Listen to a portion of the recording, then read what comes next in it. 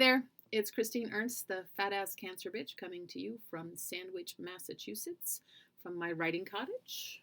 Come as you are. You are brave.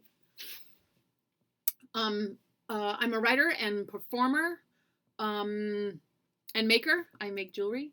But right now I'm coming to you with what I think is the inaugural installment of my video podcast series featuring the fat ass cancer bitch. I've long talked about doing something like this because I'm primarily a performance artist, and I have, 1,300 monologues that go back 15, 20 years, some of which still hold up. So I have a lot of material, and I'd love to perform it for you. So, I don't know, every week, every month, every couple weeks. We'll see how this works out. This particular piece that I'm going to read, I wrote for Yule for Fuel, which is an annual event out in Wellfleet at Wellfleet Harbor Actors Theater. It is a benefit to support Lower Cave Outreach Council, LCOC, and they raise funds to provide folks with heating fuel assistance over the winter. It's an honor to be invited to that each year, and I wrote this piece, and I performed it just last night, and I'm happy to perform it today. This is kind of exciting. I waited for weeks for the brick to drop, the hook to arrive, the fact or news item or rancid tweet that I could sink my teeth into and write about. The Republican Party can generally be depended upon for something horrifying to turn into a funny holiday monologue. The midterms were a sure bet, I thought, but all I got out of that was 73 emails from Raphael Warnock. Surely Elon Musk was good for something, or Herschel Walker, or the dumb old Supreme Court.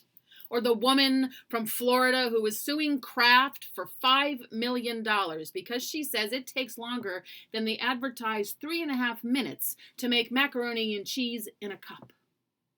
She's being represented by the same guy who took on Frito-Lay over the amount of lime juice in Hint of Lime Tostitos. Oh, the humanity. But on Thursday, luckily, I learned that the word of the year is gaslighting, the most looked up term of 2022, according to Merriam-Webster. And unusually, there was not a single event that caused the spike in interest. The increase in lookups for this word was consistent all year long. A pervasive curiosity, gaslighting. The word gaslighting was ahead of the words oligarch and Omicron. It was ahead of the word Lomi, which only got traction because it was a weird Wordle answer. And the word yeet, which means to throw something away really hard. Trending just yesterday were the words sanctimonious, Armageddon, and Queen Consort. What a strange barometer of speakers of English. But gaslighting. I don't know if it's a good thing or a bad thing that more people looked up this word than any other this year. Manipulating someone so as to make them question their own reality. A covert form of emotional abuse that makes people think they are losing their sanity. Well. I think we can all relate. We've all encountered the criminal level pathological gaslighters. I can think of a few people that I have worked with in my time. An ex-spouse, perhaps. Certainly an ex-president. And of course, we all deal with the everyday garden variety gaslighters. The coworker, the obnoxious brother-in-law. How many times have you heard, "You're so sensitive," or "I was only joking"? And how many times have you yourself said, "I'm not ignoring you," or "I'm fine. I'm absolutely fine"?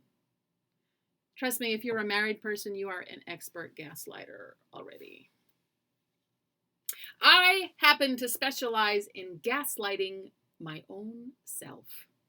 Especially at this time of the year, the month of December is an ordeal of second guessing and self-recrimination. The bar feels so high. The decorating.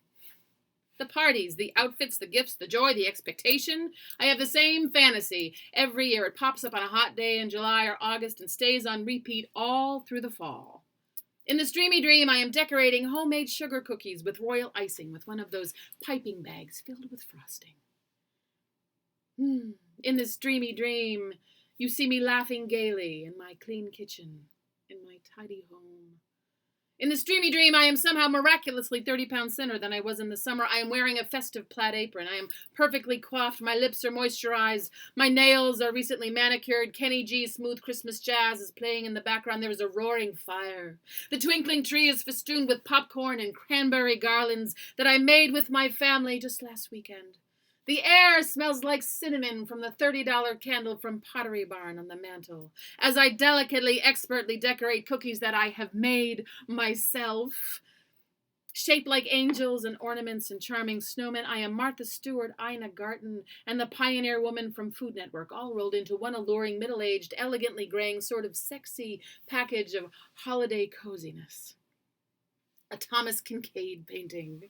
A Hallmark Christmas movie. Why, it has even begun to snow outside as I sip my steaming mug of cocoa with homemade marshmallows that I have made myself, and smile at my handiwork and imagine the jealousy, joy of my neighbors and friends when they open their fancy, very expensive bakery boxes from Williams-Sonoma filled with my lovely, deliciously, exquisitely decorated cookies that I have, as I mentioned, made myself.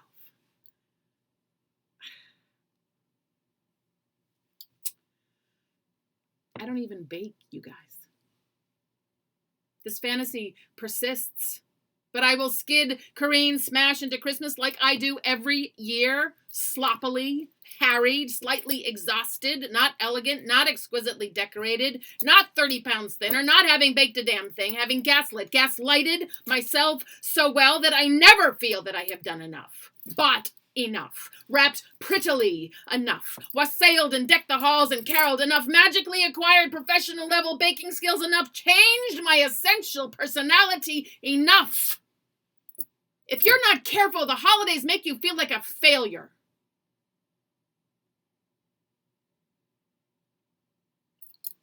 See how easily I undo the simplest joy? How half empty my cup is, how I expertly gaslight the gladdest tidings with self-doubt, guilt, worry, unattainable fantasy. It is Christmas, my friend, not a contest. Come in, man, and know me better. I need a Dickens reset. I need a pocket full of Zuzu's petals. I might need to put Christ back in Christine. When I was a kid, Christmas was 2 weeks tops in the month of July. Not the commercial splurge that starts the day after Halloween these days. Okay, Karen. The tree went up a few days before. We had a nativity set that my mother made from a ham can, covered in blue felt and gold rickrack. We made popcorn and watched a Charlie Brown Christmas together. It was a once-a-year event instead of something in my streaming queue. And when Linus said, "For behold, I bring unto you good tidings of great joy, which shall be to all people," it was like we were hearing that for the first time. So on the whole, I think it's a bad thing that people looked up the word gaslighting more than any other word in 2022. Imagine millions and millions of folks typing the word in, reading the definition, having the aha moment, see their shoulders sag as they sadly understand that there is a word for how they have been hurt, betrayed by someone they trusted, maybe even loved, making them a little more wary, a little less hopeful, another term for something awful to add to their vocabulary. Since the word of the year was established in 1990, the words have been mostly awful. And I include integrity, the winner in 2005, and science, the winner in 2013, both of which I consider canaries in the coal mine. Bad omens if folks have to look up what integrity and science really mean. If the annual Word of the Year award is any indicator of the human condition, than English speakers, at least, seem addicted to cynicism and snarky despair. Guilty. Imagine if people looked up the word exaltation more than any other word next year, or jubilance, gladness, revel, elation, bliss. Let's make enchantment trend instead of Armageddon. Because hate is strong and gaslights the song of peace on earth, goodwill to men.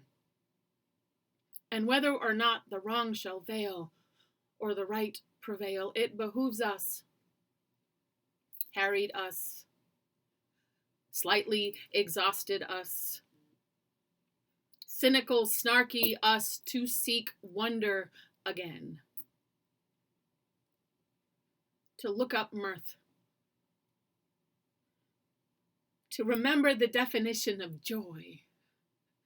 To yeet the guilt and worry and self-doubt and unattainable fantasy into the blazing fire of a new year. Let every heart prepare.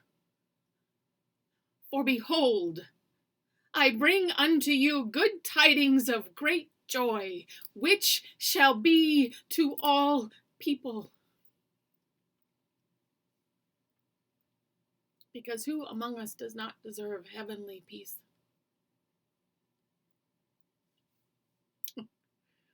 Good friends, may God, the God of your understanding, all that is good and loving in the universe, bless us. Everyone. Happy holidays. And I think I'll see you soon.